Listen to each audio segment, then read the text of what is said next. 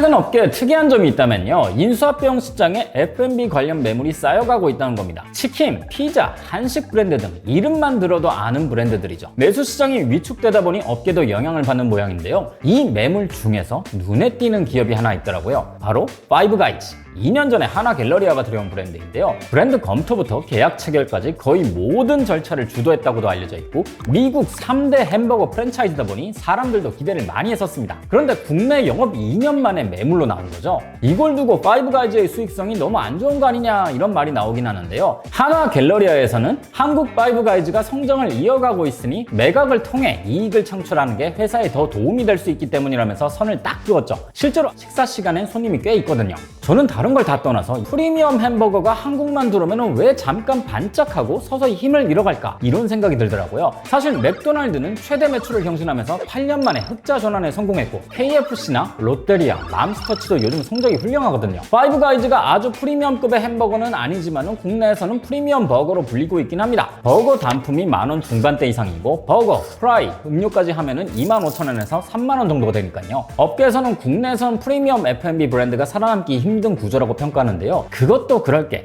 엄청난 인기를 끌었던 1세대 수제버거 브랜드 크라우제 버거는 파산을 했고 정용진 회장이 즐겨 먹었다던 자니 로켓 햄버거는 조용히 사라졌죠. 고든 램지의 고든 램지 버거도 언급량이 확 줄었고요. 왜 한국에선 이런 프리미엄 버거가 롱런하지 못할까요? 오늘은 이 이야기를 한번 해보려고 합니다. 저는 김밥이고요, 제가 오늘 떠먹여드릴 이야기, 한국인이 원하는 햄버거입니다. 햄버거의 본고장인 미국은 햄버거 시장이 여러 갈래로 쪼개져 있습니다. 맥도날드처럼 저렴한 패스트푸드 프랜차이즈 버거가 있는가 하면은 이보다 좀 더 고급 버전인 패스트 캐주얼 햄버거가 있죠. 쉐이크쉑이 여기에 속합니다. 그리고 이 정점에 고메버거라는 카테고리도 존재하고요. 여긴 들어가는 재료부터가 다릅니다. 블랙 트러플이나 푸아그라 같은 고급 재료들이 들어가는 버거들을 팔거든요. 이렇게 세분화된 햄버거들이 다 나름의 성과로 이어지는 거는 미국인들에게 햄버거란 가장 미국적인 음식이기 때문일 겁니다. 미국은 어느 식당을 가도 그 식당만의 햄버거 를 찾아볼 수 있거든요. 우리나라 사람들이 한식당을 소비하는 것과 비슷합니다. 저렴한 기사식당부터 고급 한정식까지 다양한 가격과 스타일들이 존재하고 이곳들이 다 나름의 역할을 하고 있거든요. 미국의 햄버거도 그렇습니다. 빵 사이에 패티를 넣는다는 형식은 지키되 다양한 스타일과 가격의 햄버거가 공존하고 나름의 역할을 하고 있죠. 그런데 우리나라는 햄버거를 대한 태도가 조금 다릅니다. 우리나라 소비자들은 대부분 햄버거를 패스트푸드 프랜차이즈로 접했습니다. 처음 등장했을 때야 특별식처럼 취급했지만 이후로는 그냥 딱 패스트푸드 그 자체로의 역할을 수행했죠. 빨리 나오고 가격 적당하고 적당히 한 끼 때울 수 있고 심지어 치우는 것마저 간편합니다. 그리고 햄버거는 정크푸드라는 인식이 강했는데요, 왜 옛날에는 부모님께 햄버거 먹었다 그러면은 밥을 먹어야지 이런 잔소리 바로 나왔거든요. 지금이야 햄버거가 그래도 탄단지 밸런스가 나쁘지 않다는 인식이 생기기도 했고 햄버거를 먹는 연령대도 넓어지면서 저변도 넓어졌습니다. 모두가 보편적으로 먹는 음식이 됐죠. 그러다 보니까 업계에 있는 사람은 한국에서도 미국처럼 프리미엄 버거가 이제는 통하겠지라는 생각을 했었을 겁니다. 그럼 이 프리미엄 햄버거 시장이 처음 열렸을 때 분위기는 어땠을까요? 일단 2000년대 후반에 인기몰이를 한 크라자 버거가 대표적으로 떠오르는데요, 여긴 누가 봐도 성공적인 사업이었습니다. 패스트푸드 버거로 획일화되었던 국내 햄버거 시장에 수제버거라는 새로운 개념을 소개한 것이거든요. 이걸 대체 어떻게 먹어야 하나 싶을 정도로 높게 쌓인 크라자 버거는 시각적으로도 굉장히 훌륭했습니다. 특히나 씹었을 때 육즙이 쫙 흘러나오는 이 패티, 충격 그 자체였죠. 그동안 정크푸드라는 인식이 있었던 햄버거에 건강한 햄버거라는 인식마저 생겼을 정도예요. 당시 단품 가격이 7,000원이 넘었는데도 찾는 사람들이 많았죠. 전성기 때는 전국에 100개 정도의 점포를 운영했고요. 또 2010년에 서울에서 열린 G20 정상회의 때 크라제 버거를 제공하기도 했었습니다. 각국의 장차관, 교섭 대표, 취재 기자단들이 크라제 버거를 먹는 모습이 신기할 정도였죠. 그만큼 당시에는 크라제 버거가 한국을 대표하는 토종 버거라고 할 만했다는 겁니다. 그럼 크라제 버거는 왜 갑자기 우리 주변에서 사라진 걸까요? 크라제 버거는 크라제 인터내셔널에서 운영했는데요, 경영난으로 2014년 사모펀드에 매각됐지만 상황이 나아지지 않았습니다. 그렇게 2017년 결국엔 최종 파산 절차를 밟았죠. 지금은 LF푸드가 상표권을 인수하면서 HMR 제품만 나오고 있고요. 이 크라제 버거가 무너진 이유로 언급되는 게 무리한 확장 시도인데요, 실제로 그렇긴 했습니다. 국내 점포 수가 그렇게 많지 않은 상황에서 홍콩, 마카오, 싱가포르로 점포를 확장했는데 여기서 출혈이 꽤 컸거든요. 이렇게 확장에 집착한 이유로는 크라제 버거가 상장을 노렸기 때문이라는 추측도 있었고요. 아무튼 해외 매장에서 발생한 손실이 꽤 치명적이어서 그렇지 국내 매장도 상황은 좋지 않았습니다. 고급화를 지향하다 보니까 압구정, 대치동, 가로수길 같이 임대료가 비싼 지역의 매장을 주로 냈는데요. 이 비용을 감당할 만한 매출이 나오지 않았다는 거죠. 크라제버거가 직영점만 40여 개 정도를 운영했는데요. 이 중에 18곳이 저수익 매장이었다고 합니다. 비용 부담을 줄이기 위해서 2010년대 초반엔 이 매장들을 다 없애버릴 정도였죠. 손님 확보에 어려움을 겪었다는 거고 사람들이 크라제버거를 좋아하긴 했지만 상시적인 소비로는 넘어가지 못했다는 뜻입니다. 여기에 또 한 가지, 크라제버거가 쓰던 패티가 사실은 신세계 푸드에서 납품받는 패티라는 게 밝혀지면서 이게 좀 타격이 컸습니다. 크라제버거가 프리미엄 버거라고 할 수 있었던 거는 정성 들여 만든 수제버거라는 이미지가 있었기 때문인데요. 이 뉴스가 나자마자 소비자들은 뭔가 모를 배신감을 느꼈죠. 그리고 이땐 수제버거가 유행 궤도에 오르면서 직접 패티를 만들어 파는 진짜 수제버거 집들도 많았기 때문에 크라제버거엔 악재로 작용했죠. 이런 상황에서 결국 무리한 해외 확장으로 발생한 부채가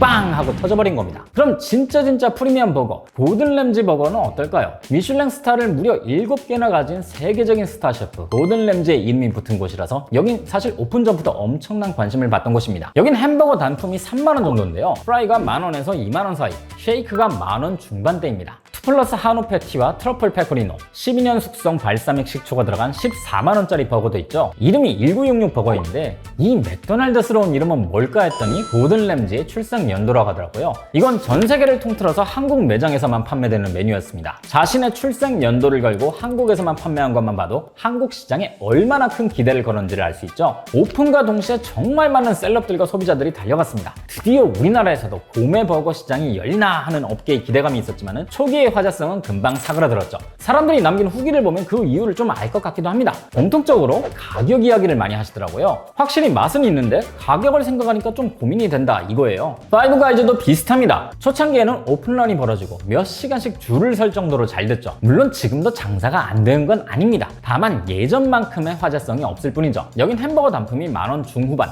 세트로 하면 3만원 가까이 되는데요. 맛에 대해서는 대체로 호평이긴 합니다. 미국에서 먹었던 파이브 가이즈의 맛과 똑같다던가 감자튀김이 정말 맛있다던가 하는 것들요. 그런데 여기도 가격 이야기가 자주 등장합니다. 웬만한 요리 가격을 지불하는데도 어쩐지 패스트푸드를 먹는 느낌, 이 감각이 소비자들로 하여금 자꾸만 의구심을 갖게 하는 거죠. 모두를 대변할 수 없겠지만 프리미엄 햄버거에 대해서 소비자들이 가지는 대중적인 인식을 한 문장으로 정해야 하자면요, 햄버거 집에서 이 정도의 돈을? 이런 것 같습니다. 우리나라 소비자들에게 햄버거는 패스트푸드라는 확실한 관념이 있고 패스트푸드는 무릇 비싸면 안 되는 거거든요. 그리고 기존의 햄버거 프랜차이즈의 맛 또한 훌륭한 편이고요. 또 햄버거는 가성비와 효율성이 큰 몫을 한다고 생각하는데요. SNS에서 흔히 얘기하는 소위 남자들의 3대 소울푸드인 국밥, 제육볶음, 돈가스와 비슷한 부분이 있는 것 같습니다. 고기와 탄수화물의 조합에다 빨리 나오고 먹기에도 간편하니까요. 가격은 저렴한데 어지간해서 실패하지 않는 음식이라는 공통점도 있습니다. 믿고 먹을 수 있는 가성비 높은 식사라는 거죠. 이런 걸 보면요, 우리나라 햄버거의 인기 요소 중에서 가장 큰 비중을 차지하는 게 아마 저렴한 가격이 아닐까 합니다. 그런데 프리미엄 버거는 컨셉이야 좋지만은 사람들이 햄버거에서 기대하는 가격 수준을 한참 넘어버리니까 가격 저항이 너무 커져버린 거죠. 국내엔 이런 프리미엄 버거가 아니더라도 다양한 수제버거 가게들이 있습니다. 다운타워너, 제스티 살론 등등. 이곳들의 가격을 보면 단품 가격이 비싸도 만원 초반대로 형성이 되어 있습니다. 제 생각에는 이 가격대가 바로 햄버거를 대하는 우리나라 사람들의 심리적 상한선 같다는 생각이 들더라고요. 이 점을 생각하고 보면 쉐이크쉑이 어떻게 프리미엄 버거 시장에서 9년 가까이 생존할 수 있었는지를 알 수 있습니다. 우리나라 쉐이크쉑 메뉴 가격은요, 햄버거 단품 기준 평균 만원 초반대입니다. 물론 더 비싼 메뉴도 있지만요. 하지만 가장 기본이 되는 햄버거에다 감자튀김, 쉐이크를 추가하면 2만원이 넘지 않게 세팅이 되어 있어요. 소비자들이 햄버거에 지불할 수 있는 한계선을 아슬아슬하게 타고 있지 않나는 생각이 드는데요. 또 여기는 로컬라이징에도 신경을 많이 씁니다. 분명 미국 동부 지역을 대표하는 햄버거 브랜드이지만은 한국 쉐이크쉑만의 차별점이 있거든요. 전 세계 쉐이크쉑 진출 국가 중에서 번을 직접 생산하는 곳은 한국이 유일하고, 지금은 메뉴에서 사라졌지만 고추장 쉑 같은 한국적 메뉴를 출시하게 됐죠. 이런 시도들과 아슬아슬한 가격 덕분에 지금까지 잘 살아남을 수 있지 않았나 싶습니다. 햄버거는 미국 문화를 체험할 수 있는 음식으로 처음 소개됐습니다. 그 이후로 맛, 편리함, 가성비 덕분에 모두가 사랑하는 음식으로 자리를 잡았죠. 이게 우리나라에서 햄버거 인기의 원동력이자 우리가 생각하는 햄버거의 본질인 것 같다는 생각이 드는데요. 예전에는 그 돈이면 국밥을 먹지 라고 했지만은 이제는 그 돈이면 햄버거를 먹지 라고 하는 게 괜히 나온 이야기가 아니죠. 이게 우리나라에서 프리미엄 햄버거가 자리 잡기 힘든 이유가 아닐까 합니다. 이런 걸 보면은 완벽하게 동일한 음식이라고 하더라도 소비 방식은 정말 천차만별인 것 같습니다. 앞으로 파이브가이즈는 어떻게 될까요? 또 우리나라에서도 프리미엄 고메버거의 시장이 커지고 상시적인 인기를 누릴 수 있을까요? 저는 사실 가능성이 낮다고 생각은 하는데요. 오늘은 여러분의 생각과 드셔보셨던 수제 버거 중에서 가장 인상 깊었던 곳을 댓글로 남겨주셔도 좋을 것 같네요. 그럼 저는 다음 주에 뵙겠습니다.